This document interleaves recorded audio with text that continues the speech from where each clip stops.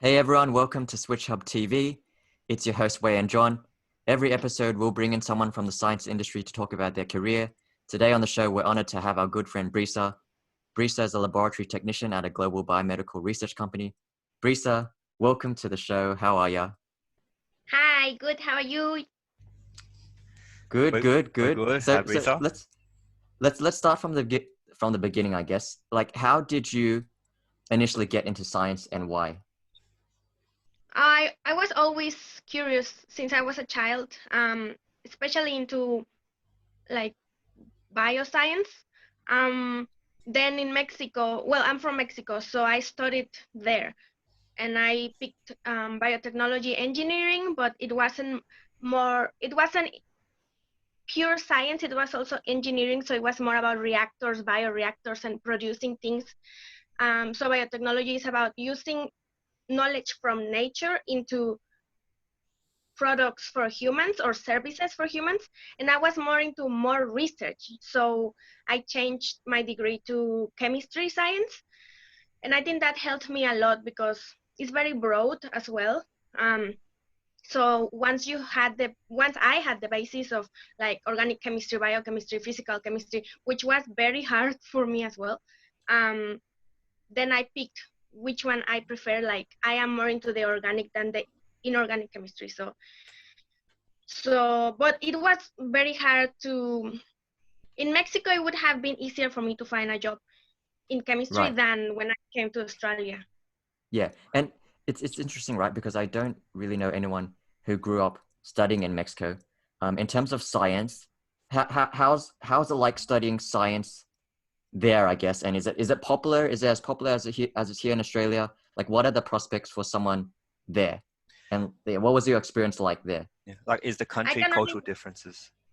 yes, I can only talk from Mexican point of view because there's not as much money into research there than in Australia. That's why I was very interested in Australia when I did my exchange here, because I knew that you guys take care a lot of your wildlife. So there's a bit more of investment on it from the government. So in Mexico, if you're passionate about biology, many people don't end up studying it and they just go into other degrees just to have a stable income.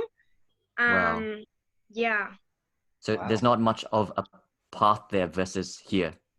hmm Yeah. Yeah, and many people there have master's degrees and they have done their bachelor in biology and they still can't find something nice job-wise. Yeah. Yeah. And so can you talk about like moving from Mexico to Australia? Like if you're comfortable about it, like why did you move? And trying to establish yourself here as well, like what were the difficulties getting into science roles? What are the challenges, obstacles, and all that sort of stuff? Well, I think I'm lucky with the language because my parents put me studying English since I was a child. So I could do it slowly at my own pace. Right. And then when I came here for exchange, so I picked like four subjects in Victoria University in Melbourne. Um, it was still hard. The English, because of the accent, I couldn't pick much of the Australian accent from my teachers sometimes. So I had to read a lot and ask ask the, the other students. So I think to me it helps me a lot to be social. Even in Mexico, it helped me a lot when you had like long nights for studying and you stay in library until 2 a.m. There's people there, so you kind of cheer each other into keep studying. Oh Yeah. yeah, but about Australia. So yeah, I came for the exchange, and then what was the question again? Like I yeah, I think guess what was the reason you came to Australia and the challenges when you were trying to get into Yeah. science here? Like, what kind of adversity have you Yeah. experienced? well that the accent thing. I think the science level was very similar to my college, but Mhm. I'm not too sure if all universities in Mexico would have the same level. Right. I think also because before coming, I picked some subjects in my home country in English. So I had Yeah. French teachers that would teach me in English chemistry or other subjects. I don't remember which ones. But yeah, Yeah. so that helped me to get some technical vocabulary in English as well. So yeah, that helps. Yeah.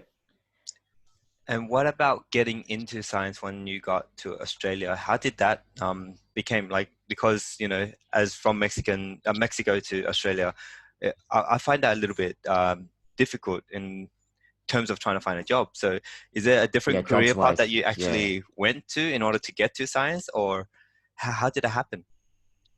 Yes, it was a long process. Well, to me, it felt very long. Um, but you have to keep persistent and persistent. So what happened is I went back to Mexico and I kept doing my life. But then through my life, so with my partner being Australian, Mhm. we chose to move into here and live here for a while. So then we had to look into visas, and it's very expensive, and studying here as well was very expensive to pay it. So also for Mexicans, there's very limited visas to come with. Oh, So I came with a student visa first, then we applied for a partner visa. mm, They gave me a bridging visa, and those visas are really hard to find jobs because they don't know if you're gonna stay for how long, etc. They don't wanna invest on training on you, etc. So first I had to go into customer service roles, mm. and then um, that's something I don't know if everyone does it, but I kept applying to every job that I liked, even though I didn't have experience in Australia. I would keep applying, Yeah. sending my resume with all my studies from Mexico, my experiences in Melbourne. Um, oh, that helped me a lot in Melbourne. I was into the National Measurement Institute NMI, yeah. for like few weeks, All right. just as a student. I really didn't do much, but it seems to be very important that you just know the vibes of it and talk to Yeah. the other scientists. Yeah, and it looks good in your resume. So I think that's what helped me have the confidence to apply for different roles. And then just also, I would keep talking to people like, are you into science? Do you have family in science? And then if they had like their godfather in science, I would send him my resume to everyone. Like, of course, I got lots of rejections, of course. And even though it was like, I don't know, water treatment plants, um, environmental testing, industries, um, so many that I just kept applying, and I'm like, I can do it. I know I can do it because I had lots of laboratories in Mexico. So my problem was to put my feet on, and then once Yeah. I'm there, I know I can do it, So yeah. Just getting your foot in the door, right? Yes, yes.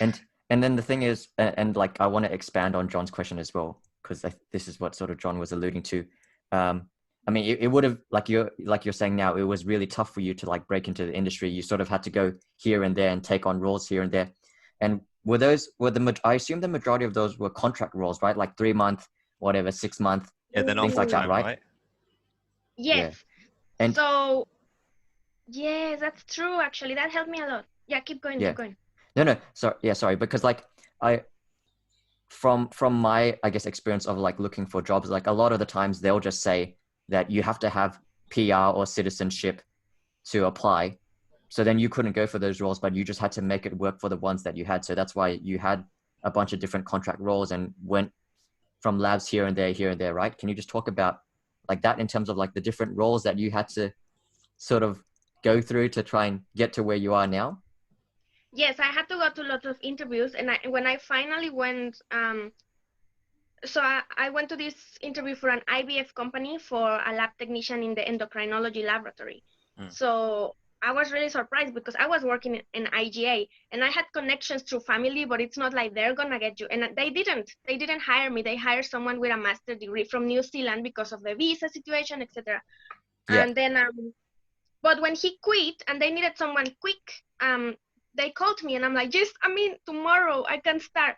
So that Yeah. helped me. I stayed there for more than a year, almost 2 years, right? Yeah. But I still didn't feel good. I'm like, oh, this is not exactly what I'm into. And then Yeah. it got very routine based, and I couldn't grow. Like, I wanted to improve the quality of the lab. Anyways, the point is, when I met this company for short contracts, what is the name of that company? KE Select, I think.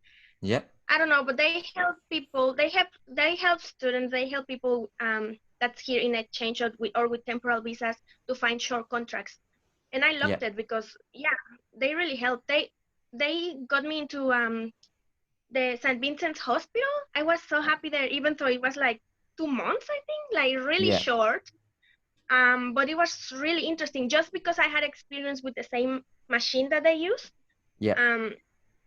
So yeah, I think that's what I would recommend to students to get their feet in with how do you say the foot in with these companies that give short contracts. Yeah. And so it's cool, right? Because like you you had like these short-term gigs here and there, but you actually you were able to experience a lot of different settings. Right. And expand your growth as well.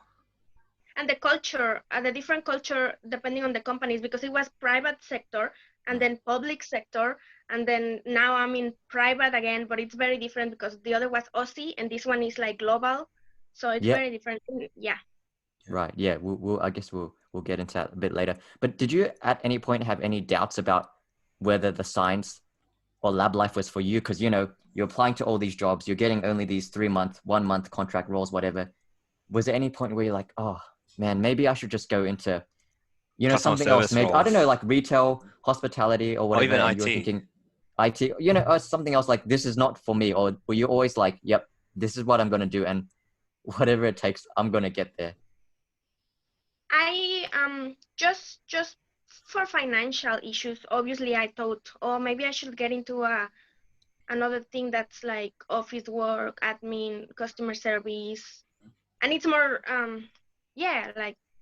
stable, I guess.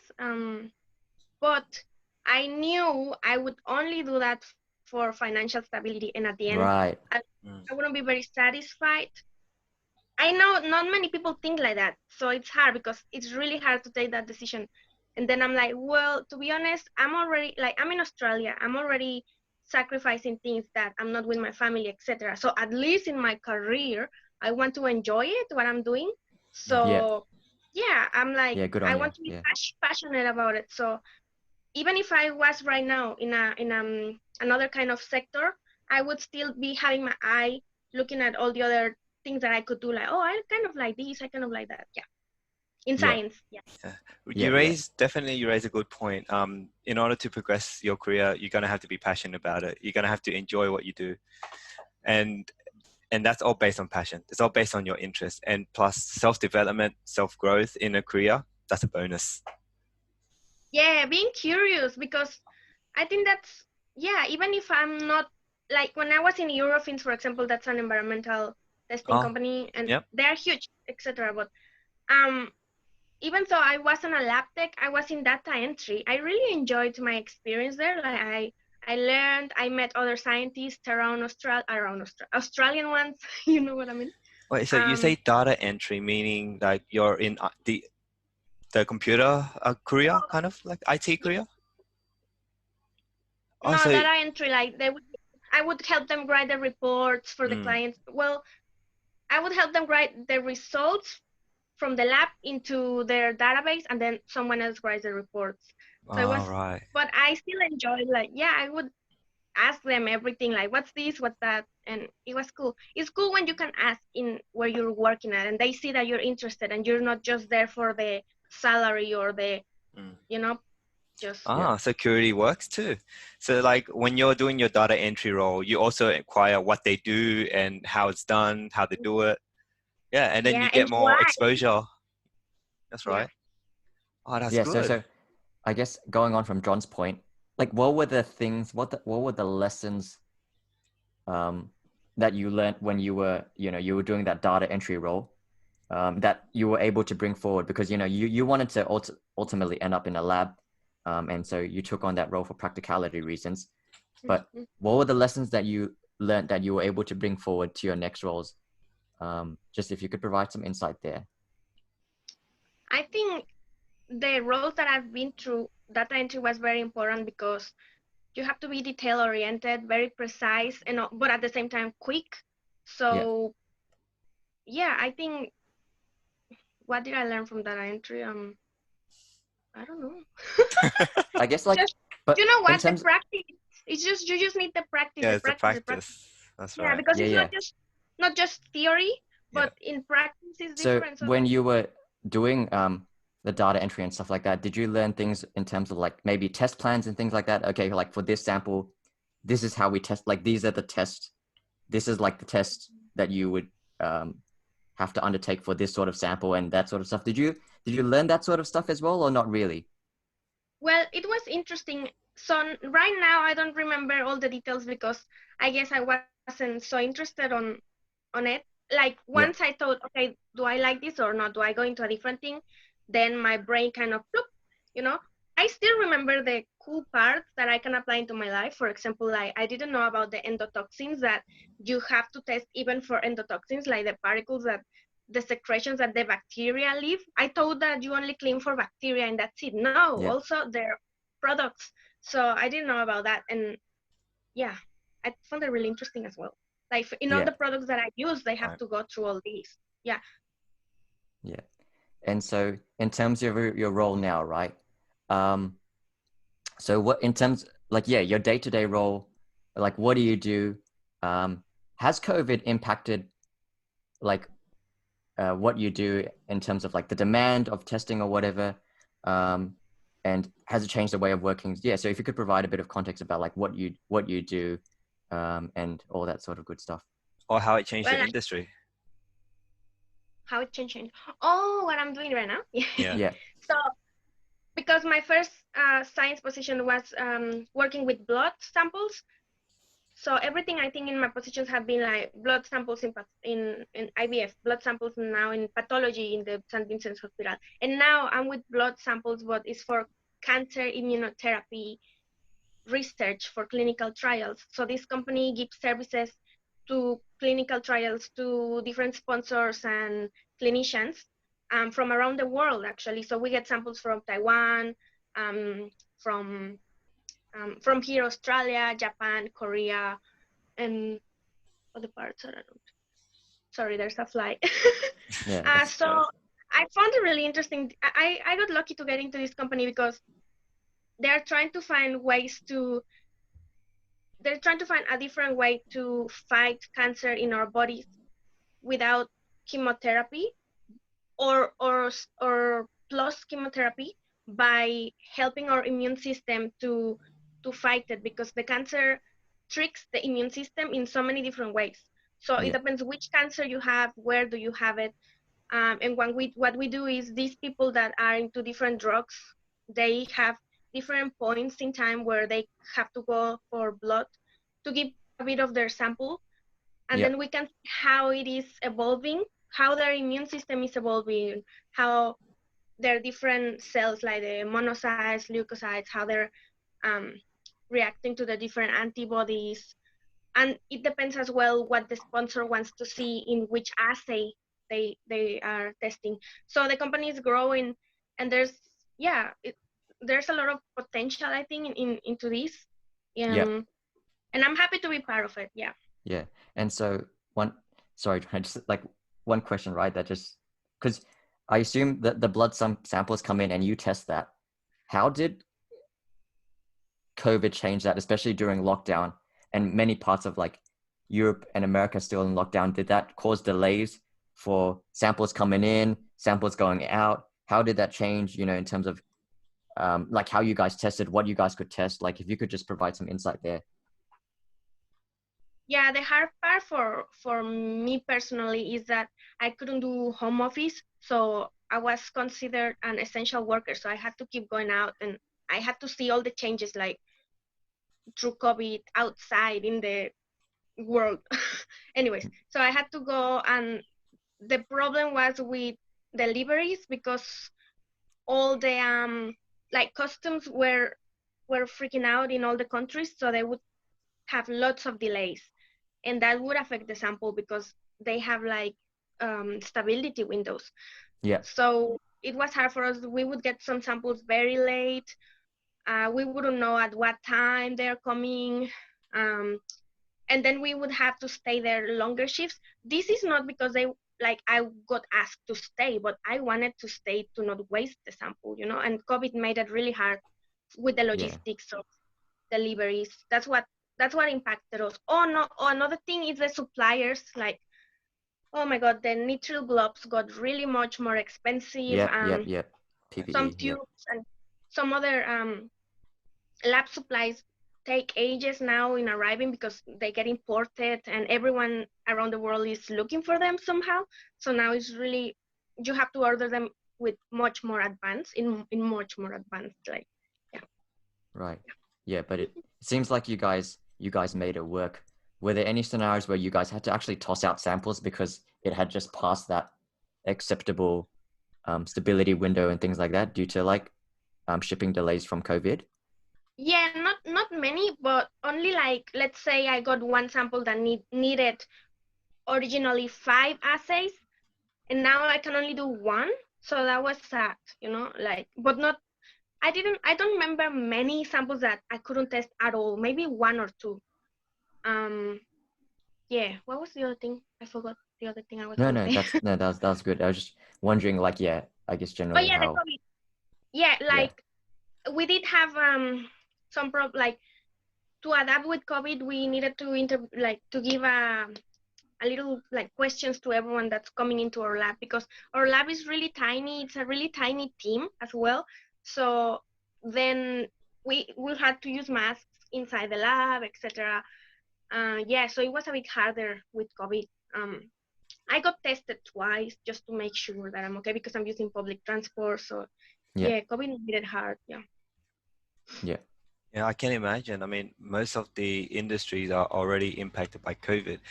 Science industry, essential business, indeed, had to also cope with the regulations in order to adhere to the standards and regulation by the governments. Like, for example, you need to have a distance of 1.5 meters, face masks being worn all the time, just to keep safety precautions. Definitely 100% it has impacted the entire science industry, but that did not stop them from testing, uh, you know, testing the samples and ensure that everything is going on plan, on procedure, and what's important. yeah. Which brings up an important point, right, as well, in terms of like frontline workers. So obviously, shout out to all the doctors and nurses out there, but there's a lot of frontline workers that people don't see as well, in terms of like maybe pathology lab techs and things like that, or like lab techs in other sort of areas like yours where you still need to get the work done because it's an essential Yeah, service. mentioned that The invisible most. one. Yeah, because mentioned that most of the people that I may know, they always think of the frontline workers as a nurse, GPs, doctors, hospitals. Definitely they are essential, but also don't forget that the contracting and the pharmaceutical industry are also coping and contributing with the frontline workers as well, like testing the blood samples and all that. Yeah, that Yeah, reminds me that everyone's learning, right, through this Mm. crisis. And because this company is global, so we had the Canadians, then the Americans, the British, and us, and they're opening another one in China. So all of us had to communicate into how is your city going, what are the regulations in your country that you have to do, what are the regulations in our country that we are doing. We lost staff in other countries, not in ours because we're little, but they lost some staff as well. And that reminds me, in Mexico, some people that are essential workers in the labs, like the invisible ones, they oh, what's happening? Oh, sorry. They didn't get much PPE available, so that's Oh, not good. yeah, yeah. It's a crazy world that we're living in, right? And people are still figuring it out. yeah. Brisa, just a final question. Do you have anything else, John? Because I just had a final question for Brisa. Yeah, I'll probably be asking everyone this. So I just want to ask, for those who are really interested in getting to the science industry, what are your tips on trying to get to where you are now? But especially like, yeah, so my question is related to John's, but if I can just add to that, especially from like an immigrant perspective who had to come here on a visa, what tips would you provide to them? Because obviously you know you had a lot of challenges along the way, but you made it. So what were the key learnings that helped you get to where you are? Well, not give up, go to all the interviews you can, because even if you don't get the job, you learn from that interview and you get more confident in the next interviews.